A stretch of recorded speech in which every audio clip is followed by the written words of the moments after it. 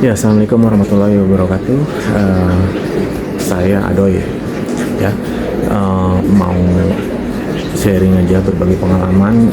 Kemarin itu sempat cabut gigi impaksi, ya, gigi bungsu itu 4 gigi sekaligus, ya, atas 2 kanan kiri dan bawah 2 kanan kiri. Di sini saya akan coba berbagai pengalaman aja sih, dari mulai awal sakit, lalu proses pengangkatan atau operasinya, dan juga pasca operasi. Ya, kita mulai dari awal ya.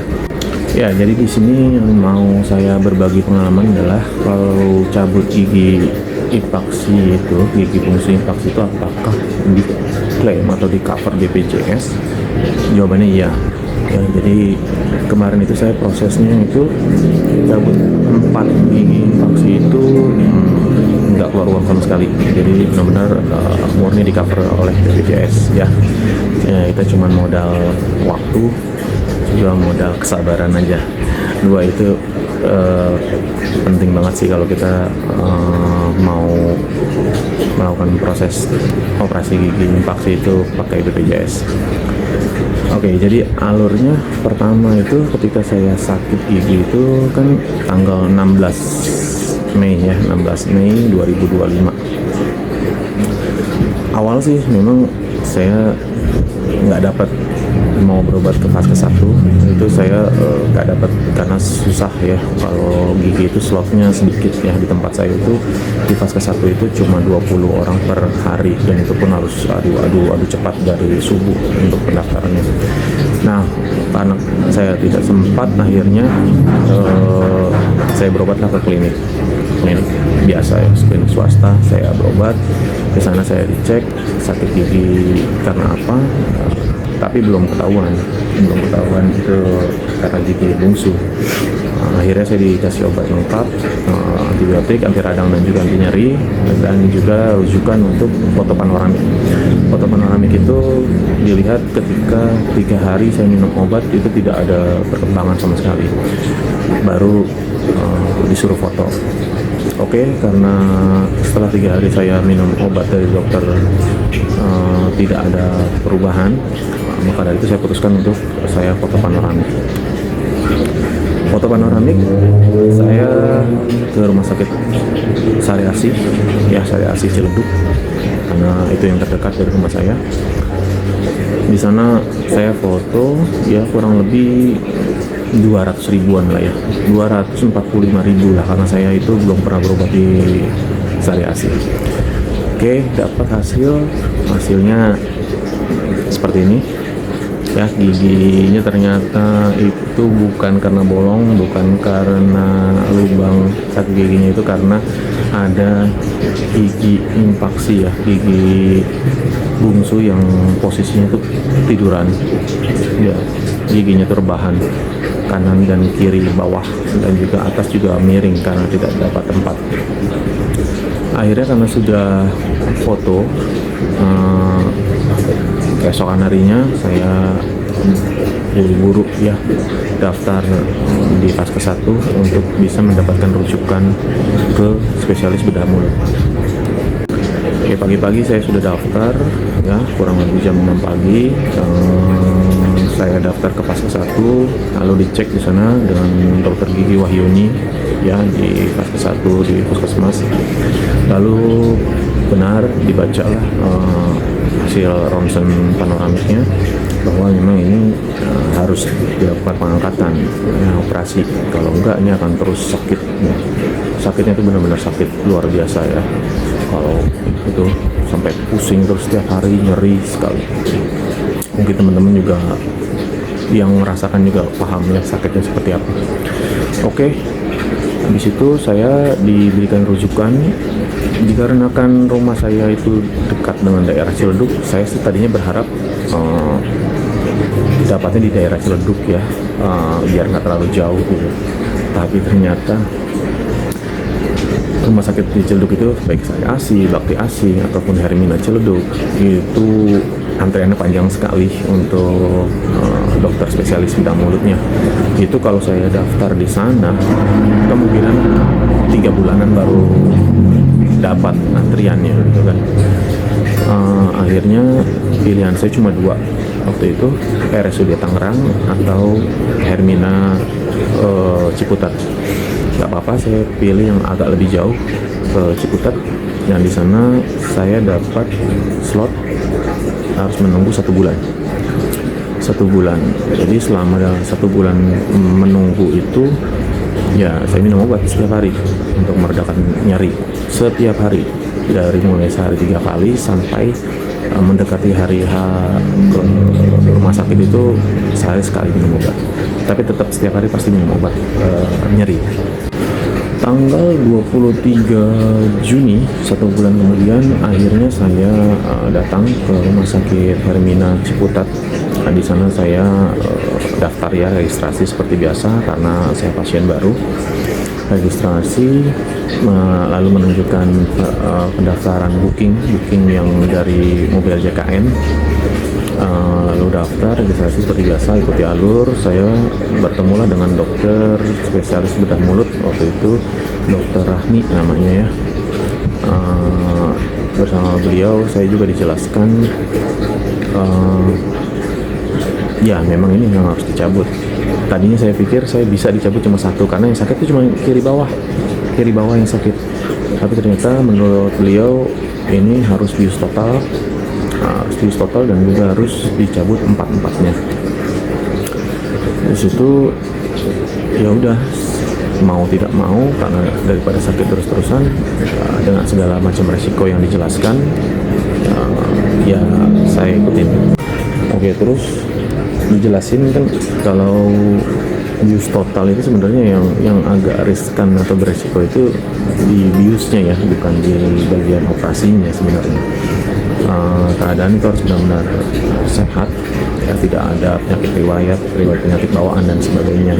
Maka dari itu alur selanjutnya adalah 2 hari kemudian saya disuruh datang lagi untuk cek darah juga cek torak ya, dada, ronsen dada.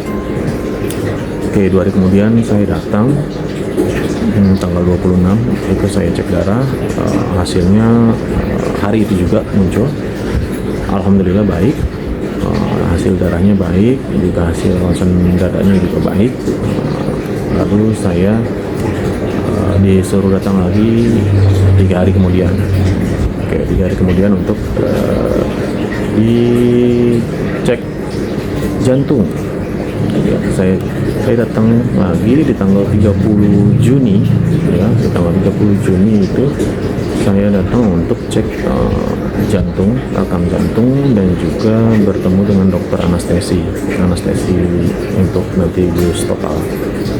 Ya, dijelaskan bahwa bius total itu memang memiliki resiko.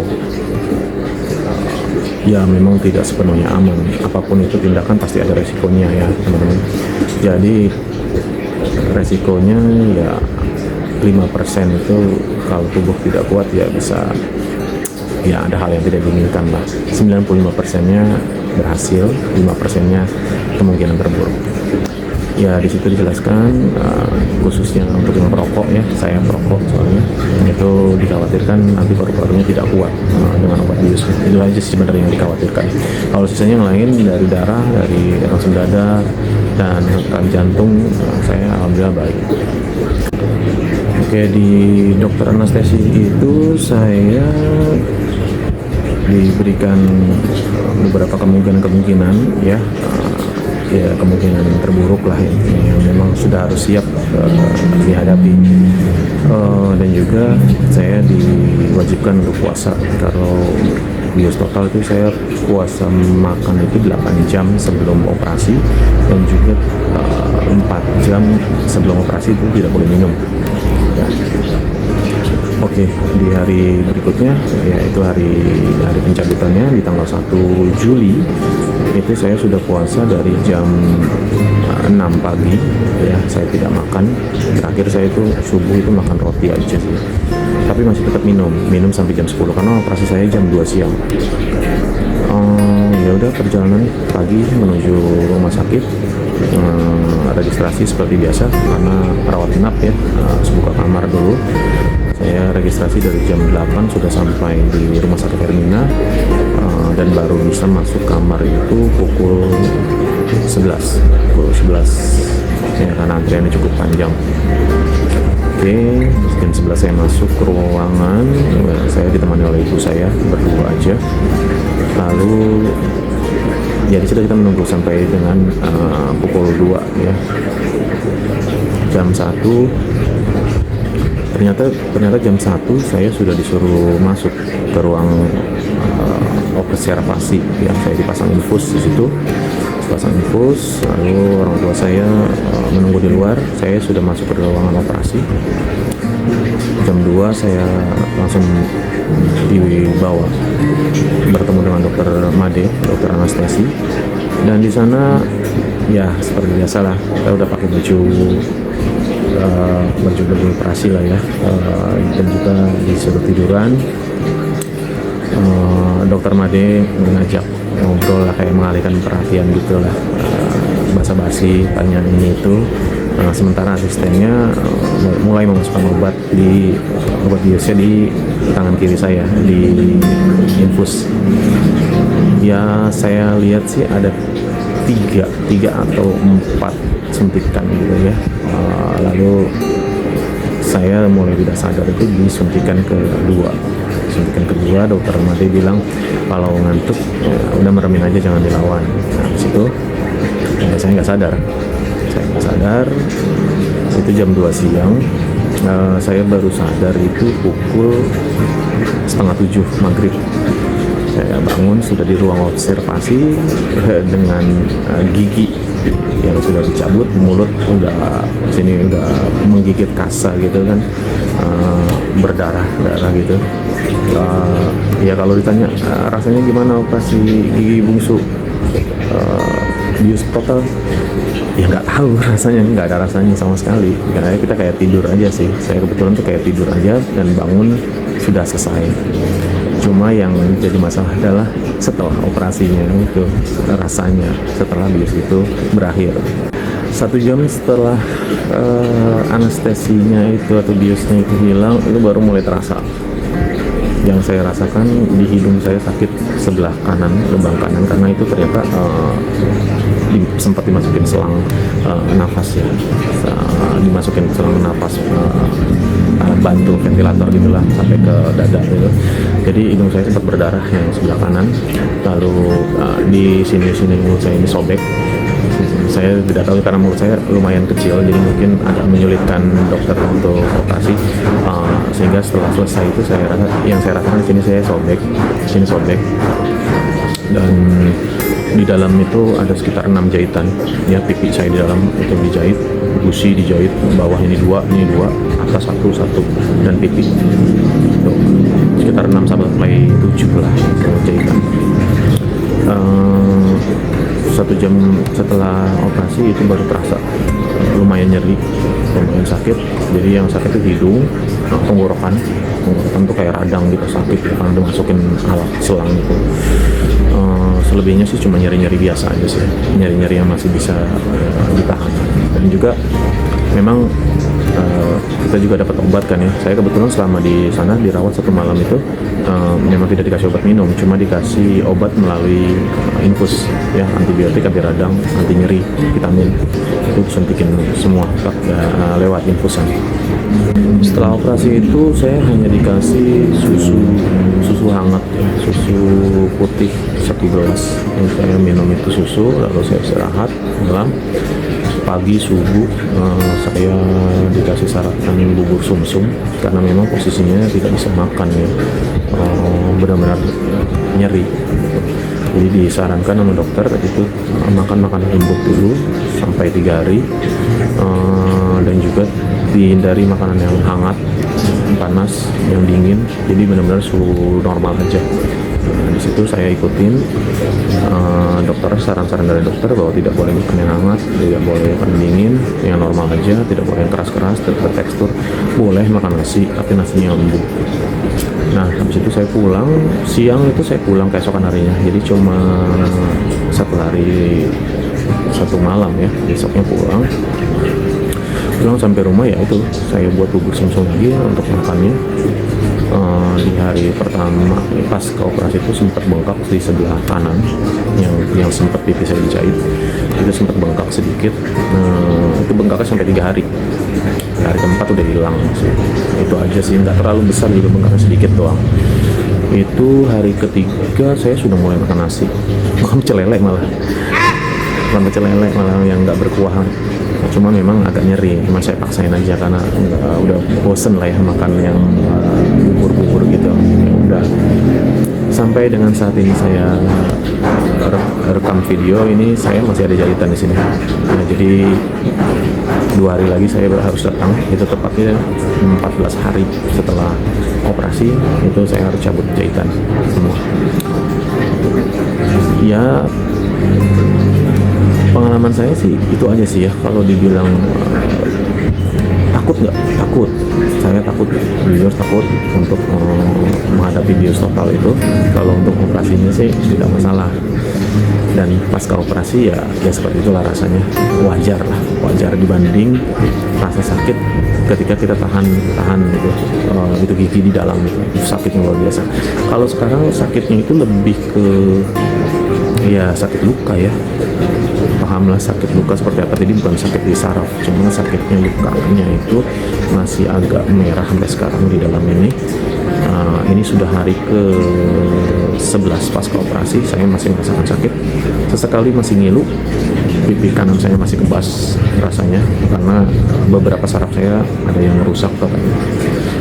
Jadi itu pemulihannya memang bertahap ya, bisa sampai 1 bulan atau sampai 6 bulan. Dan lubang itu juga, lubang bekas pasca pencabutan juga katanya baru menutup normal tulang itu sampai dengan 6 bulan. Jadi ya wajar lah kalau masih ngilu. Itu aja. Oke, jadi untuk teman-teman sih pesannya, kalau memang ada gigi impaksi ya, itu segera dicabut aja. Baik itu belum sakit atau apalagi yang sudah sakit ya, karena itu cepat atau lambat pasti akan menimbulkan masalah ya. Kayak saya tidak pernah sadar ada gigi impaksi karena memang selama ini gigi bungsu itu saya tidak pernah muncul satupun, itu benar-benar semua terpendam di dalam gusi.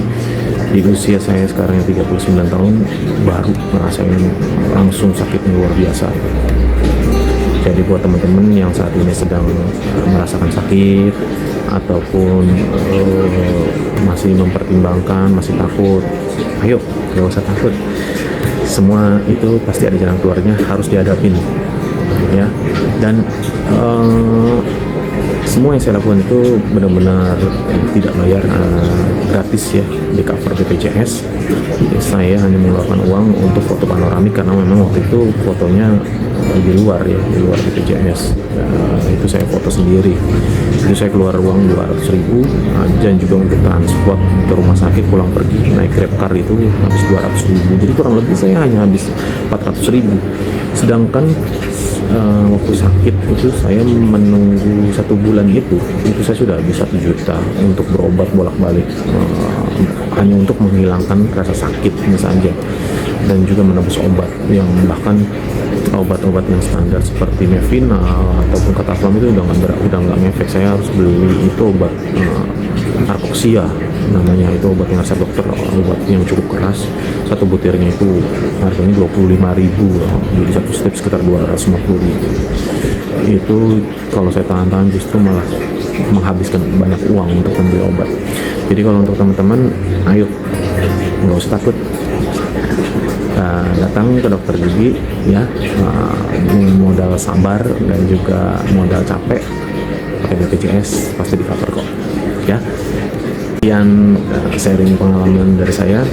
Mohon maaf kalau kurang jelas ya, mohon maaf juga kalau suaranya masih memang belum bisa ngomong terlalu keras, masih agak nyeri kalau saya berbicara agak keras. Jadi silakan komen-komen aja untuk teman-teman, tanya jawab. Video ini buat tempat wadah sharing aja buat teman-teman yang memang merasakan hal yang sama. Ya, kita di sini saling berbagi aja ya, saling tukar-tukar pengalaman dan juga bisa saling support lah satu sama lain. Oke? Salam sehat dari saya Adoy. Assalamualaikum warahmatullahi wabarakatuh.